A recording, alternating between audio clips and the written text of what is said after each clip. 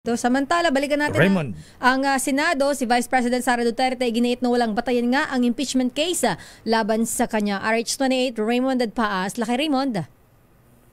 Elaine, Mayor nanindigan si VP Sara Duterte na walang batayan ang impeachment complaint ay inihay laban sa kanya ng Kamara de Representantes. Ito ang nilalaman ng 35 pahinang answer ad cautelam na isinumite kahapon ng ng Fortuna Arbasa and Salazar Law Office. Dahil yung labag sa batas daw yung ikaapat na impeachment complaint na nakarating sa Senado dahil doon sa umiiral na one-year ban rule. Hindi inaksyonan yung naunang tatlo na impeachment complaint na ito'y taas ang paglabag sa batas. Wala din umanong mga ebidensya at testigo na nagpapatunay sa mga sinasabing articles of impeachment na kaya't dapat itong ibasura dahil scrap of paper lamang ito.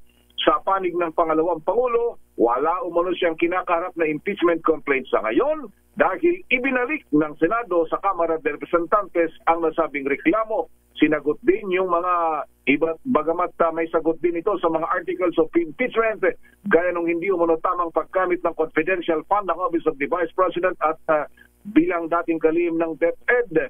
Wala umano sa kapangyarihan ng Kamara na maideklarang iligal ang paggamit ng pondo ng ahensya, kundi ito ay sa magitan ng Commission on Audit na lahat ng mga notice of disallowance ay nakaapila pa at wala pang final na desisyon sa ngayon. Matapos magkain ng kanyang tugon ang opisina ni VP Sara, ang prosecution naman ngayon ay 5 araw ang ibibigay sa kanila para sagutin yung mga deklarasyon ng pangalawang Pangulo. Mula sa Senado, ito si RH28 Raymond Adpaas para sa DZRH, una sa Pilipinas, una sa Pilipino. Maraming salamat Raymond mula sa Senado.